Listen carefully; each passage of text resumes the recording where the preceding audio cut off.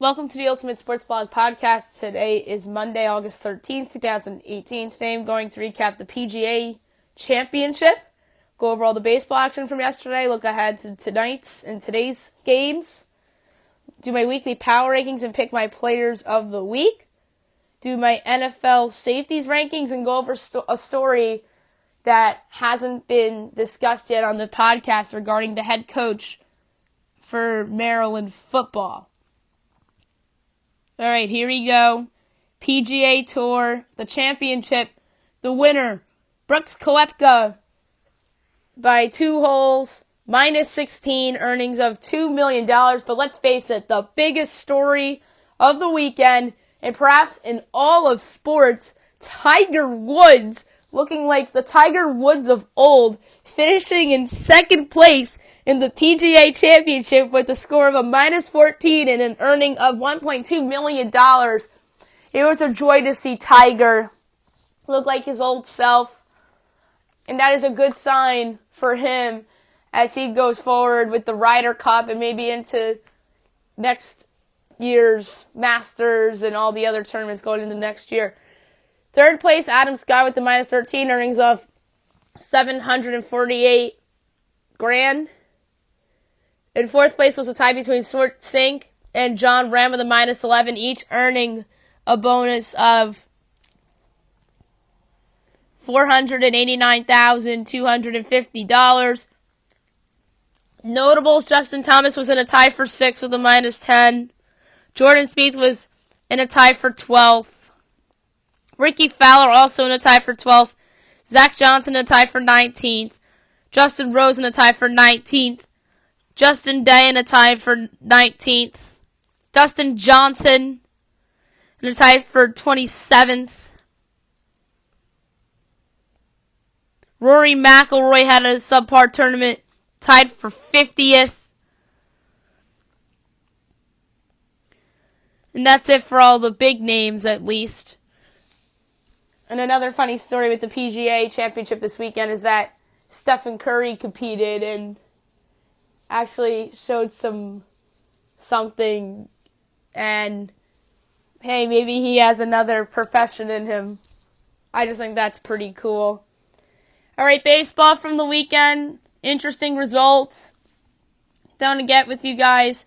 The Yankees defeated the Rangers 7-2 as they improved to 74-43. The Rangers dropped to 52-68. CC Sabathia improves to 7-4. Martin Perez drops to 2-5. The Red Sox defeat the Orioles 4-1 as they improve to a Major League best 85-35. They sweep the Orioles, who dropped to 35-84. Chris Sale in his return off the DL, 12-4 on the year now. Alex Cobb drops to 3-15. Cobb wasn't bad in the game today. He hasn't pitched that bad of late. He pitched well against the Yankees a few weeks ago, and then he pitches well against the Red Sox this time around. Craig Kimbrell, 35 saves on the year now.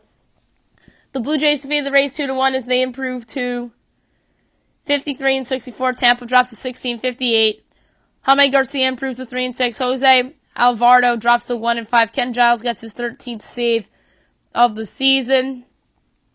The Tigers defeated the Twins 4-2 as they improve to 49-69. Minnesota drops to 54-63.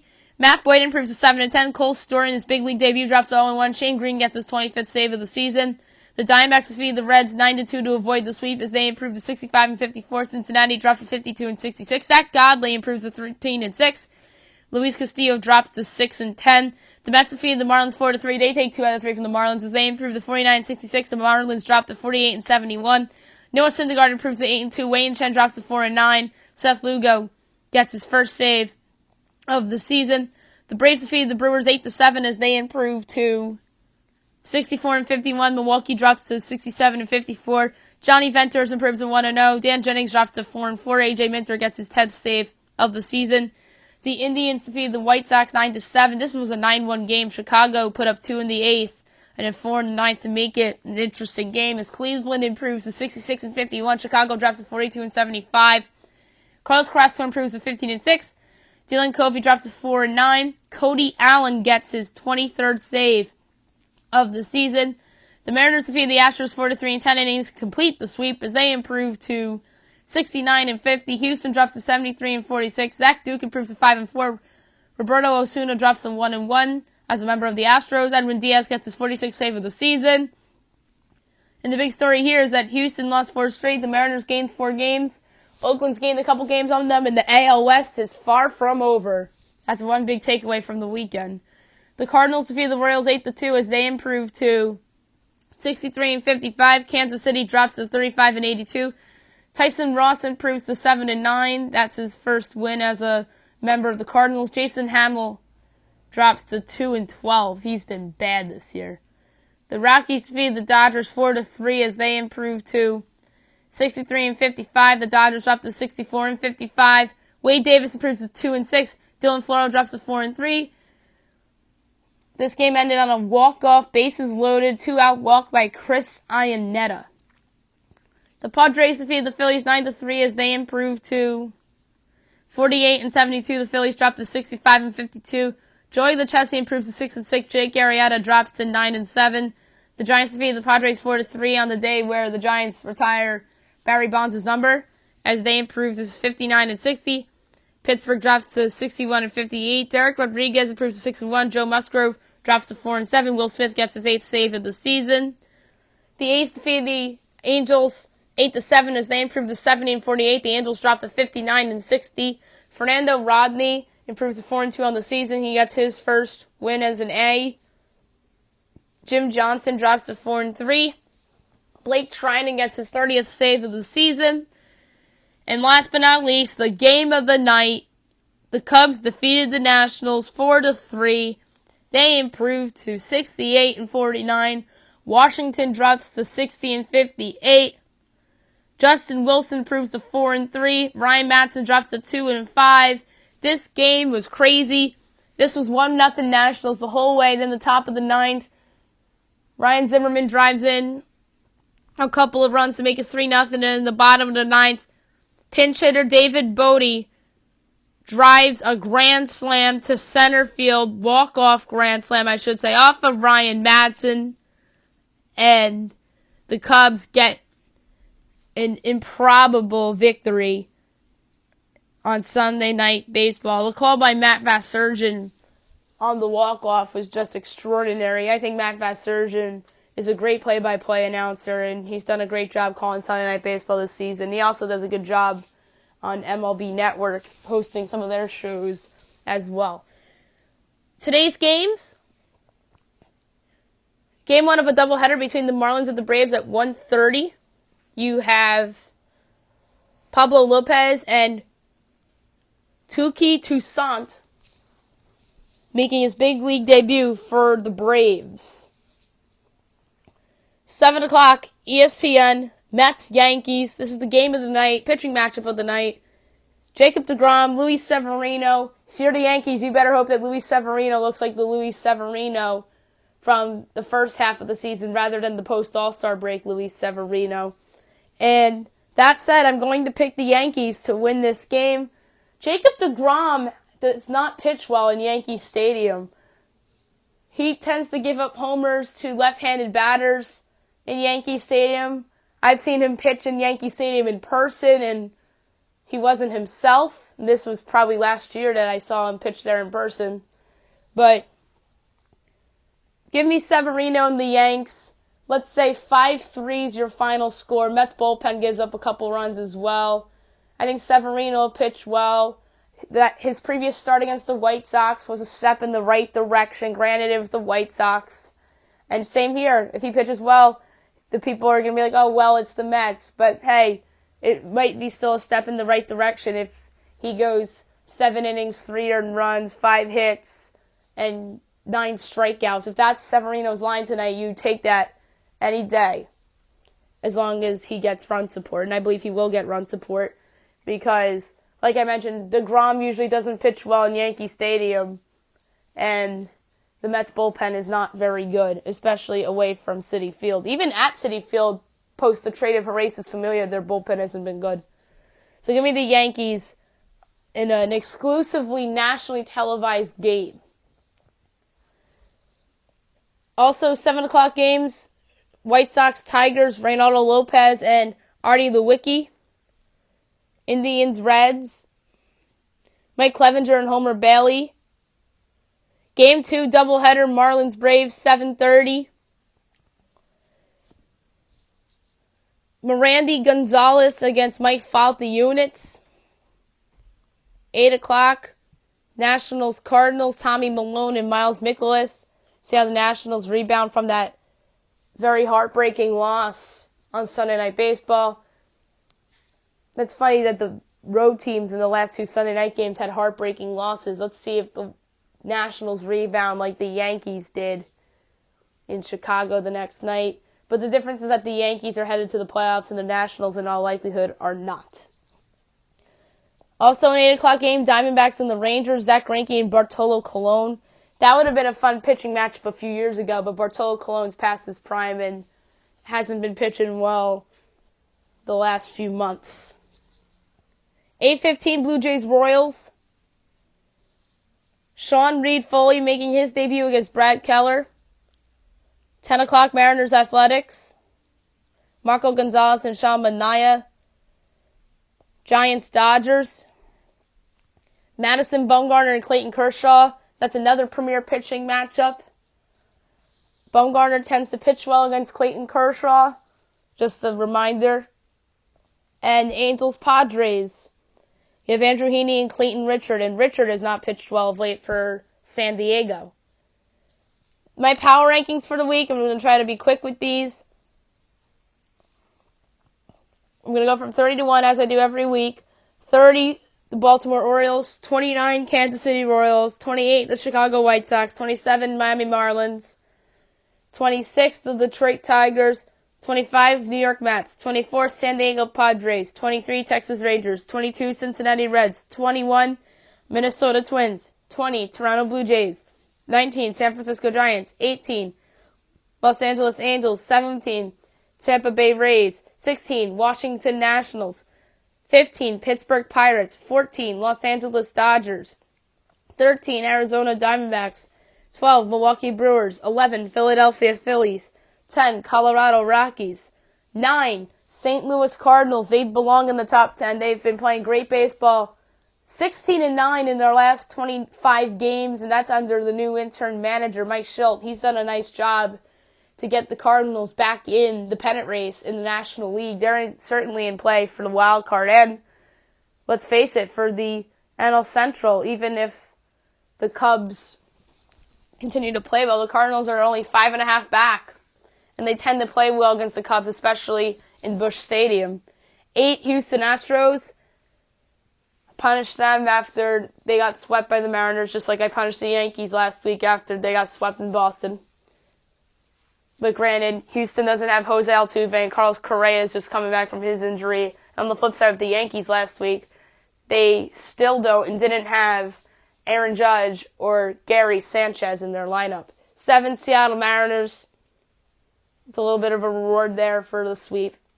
6, Atlanta Braves. They had a good week. 5, Cleveland Indians. 4, Chicago Cubs. 3, Oakland Athletics. They deserve that ranking.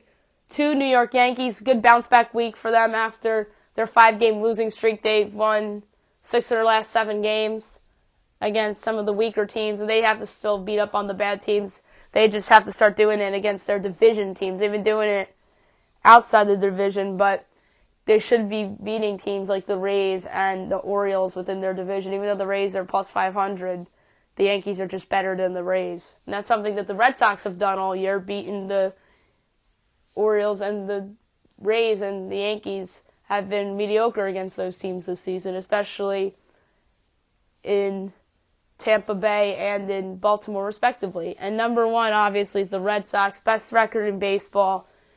I don't think there's going to be a point in the season where the Red Sox are not number 1 unless they get swept by somebody, or if the Yankees or somebody catches them with the best record in baseball.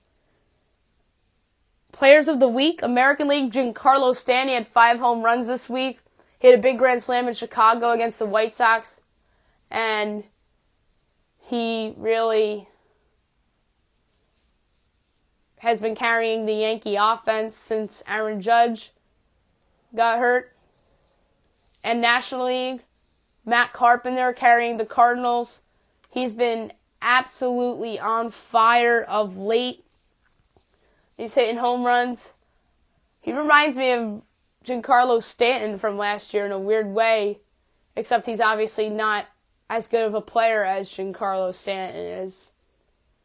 And it's just incredible what he's done, and Carpenter's put himself in the National League MVP conversation. And I think Stanton is quietly making a run at the American League MVP. Nobody's talking about it because of Mookie Betts and JD Martinez from Boston, and even Lindor and Jose Ramirez from Cleveland.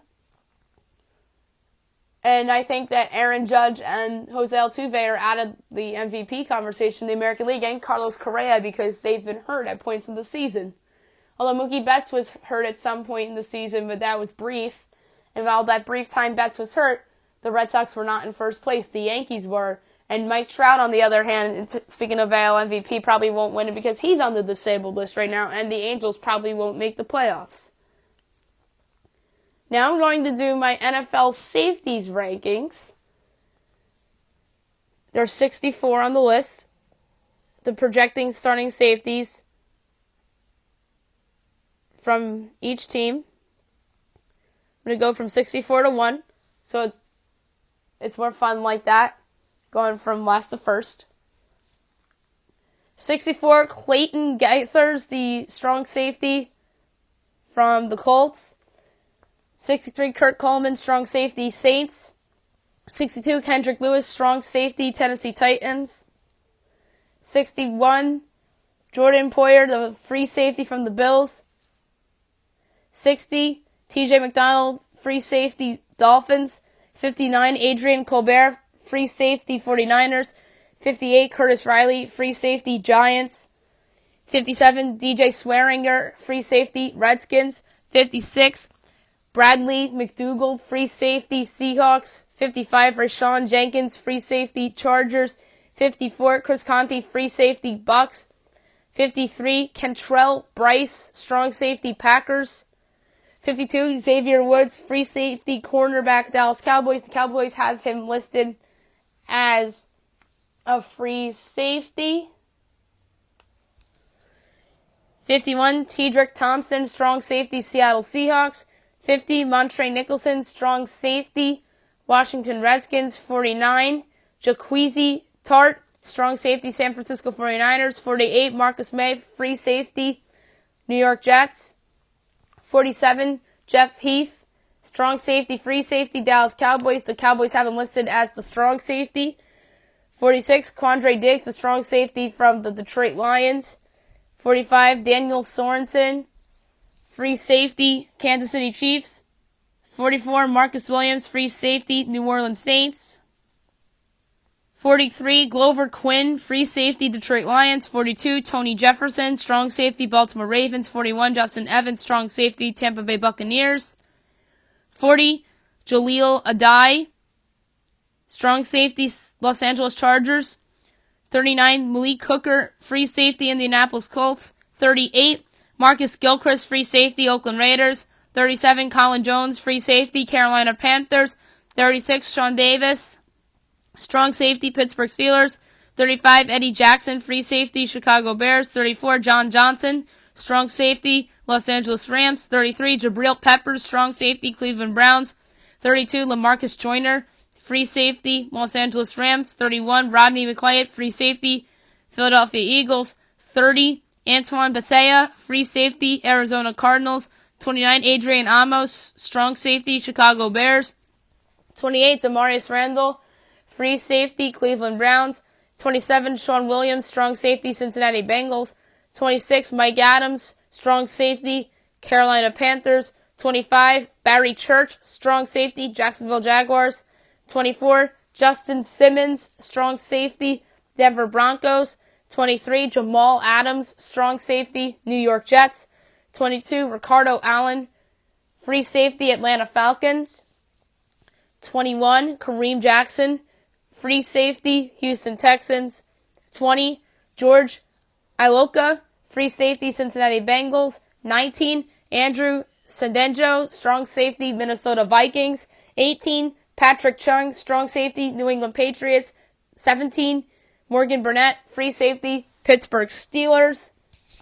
16, Carl Joseph, strong safety, Oakland Raiders. 15, Clinton Dix, free safety, Green Bay Packers. 14, Tashawn Gibson, free safety, Jacksonville Jaguars. 13, Darian Stewart, free safety, Denver Broncos. 12, Kevin Byard, free safety, Tennessee Titans. 11, Rashad Jones, strong safety, Miami Dolphins. 10, Devin McCourty, free safety, New England Patriots. 9, Micah Hyde, strong safety, Buffalo Bills.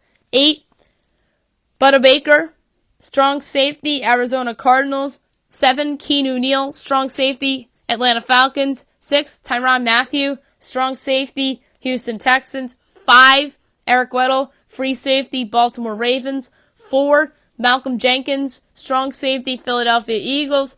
3, Harrison Smith, free safety, Minnesota Vikings. 2, Eric Berry, strong safety, Kansas City Chiefs. And number 1, Landon Collins, strong safety, New York Giants. There's a debate for number 1 whether you can make a case for Berry or Collins or Smith, but I went with Collins. He had such an outstanding year 2 years ago. He made the Pro Bowl last year as well. The Giants' defense may not be that good, but he's certainly the best defensive player on that team, and he is certainly, in my opinion, one of the best defensive backs in the league. I have him ranked as my number 1 safety in the league. But when I do my top 100 players list, will he be the top defensive back on the list, or will there be a cornerback ahead of Collins? That's remains to be seen for a future podcast.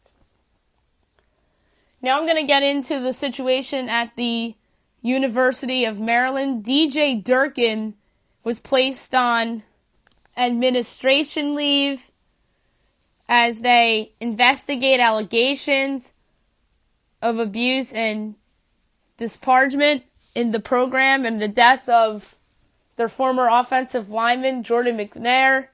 He, as we know, had a heart stroke. The date of his death was June 13th, 19 years old. And the issue is that Durkin witnessed the death, so now he's in trouble, and I believe he is going to lose his job. Before we go, the Houston Rockets made it official. They signed Carmelo Anthony, 1 year, $2.4 million. He'll be coming off the bench for the Rockets. I'm interested to see if he'll play better with Chris Paul and James Harden. He'll probably be happier than he was in Oklahoma City because he, I don't think, wanted to go to Oklahoma City. I believe he wanted to go to Houston this whole time. But the reason why the Knicks didn't trade him to Houston because Houston was demanding the Knicks to take on Ryan Anderson's onerous contract. And the issue league-wide was that nobody wants that contract. And they're looking for a third team to take on that contract, and they couldn't get it. And that was a problem, and that's why Melo ultimately didn't go to Houston last year and went to Oklahoma City. And there's a conspiracy theory out there that Oklahoma City, addition by subtraction with Melo, and Houston's going to take a step back. And if Houston indeed isn't living up to expectations and underachieving, I believe Melo will get a lot of the blame rather than James Harden and Chris Paul. And Harden did win MVP last year, and I believe he'll be in play for it again this year. That's it for today's podcast. I'll be back tomorrow recapping all the baseball action. For today, look ahead to tomorrow's games. I'll do my top 100 players in the NFL list. I'll also be doing my coach rankings. Special teams, kickers will be Wednesday, and punters will be Thursday. I don't think I'm going to have a kicker or a punter in my top 100 list. And also this week, on Wednesday, along with the NFL kicker rankings, I'll be doing my top 100 college football player rankings. And Thursday the 16th, I'll be doing NFL punter rankings and college football power rankings prior to the season. Friday, I'll be doing college football coach rankings. Saturday and Sunday are to be determined. And I hope you guys have a great day, everybody.